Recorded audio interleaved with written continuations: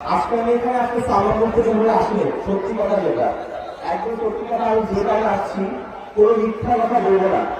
এখানে অনেক স্কুল কলেজের ছেলেমেয়েরা আছেন, আমি এখন স্কুল কলেজে পড়তাম, বাংলাদেশের ছেলে। কিন্তু আস্তে আস্তে তোমার কি দেশে যখন অনেক দুর্নীতি হয়, অনেক রকম সিস্টেমের অবদাবহার হয়, তখন আমাদের মতো তরুণরা কি করি, আমাদের একটা অনিচ্ছা চলে আসে, তাই না, যে আমার দেশ ছেড়ে চলে যাবে। আমার একটা এরকম মাঝে মাঝে আসলে আমি দেশে থাকবো না, ইচ্ছা করা দেশে কোনো ভালো লিডার নাই। এখন আমি বলে দেবো কি তাই না, থাকা তো উচিত, তুমি আরো থাকবে। কিন্তু হঠাৎ করে যখন দেখলাম যে ব্যারিস্টার সুমন ভাই, এখন তো ব্যারিস্টার ভাই এমপি সুমন ভাই হয়ে গেছে, তখন যে একটা ভালো লিডার থাকবে, সত্যি কথা একদম লোক থেকে বলতেছি।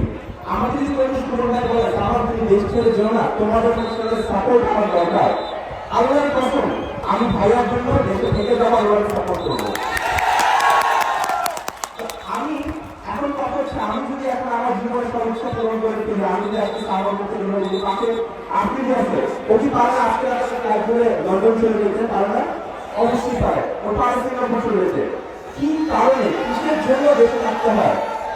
যদি যদি ক্ষমতা থাকে, যদি ক্ষমতা থাকে, যদি ইচ্ছা থাকে, দেশে থেকে দেশের যে কোনো প্রান্তে থেকে দেশের জন্য করা যায় কিনা, তার কোনো পারবে কিনা, সুযোগ পাবে। তাহলে সুমন ভাই তুমি যখন চলে আসছো, তোমাদের যার যেটা ইচ্ছা দেশের জন্য ভালোর জন্য যা করতে চাও, আমি তোমার এখানে কথা দিয়ে গেলাম, সুমন ভাই আমাদের সবাই কথা দিত, যদি তোমরা ভালো কিছু করতে চাও, সুযোগের জন্য করতে চাও, দেশের জন্য করতে চাও, এই প্রশাসন তোমাদেরকে সবসময় সাহায্য করবে। এটা সুমন ভাইয়ের কথা, আমাদের সবার কথা।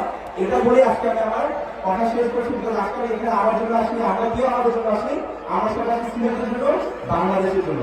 থ্যাংক ইউ সো মাচ সবাইকে, আর সবার জন্য অনেক বড় ভালো কথা।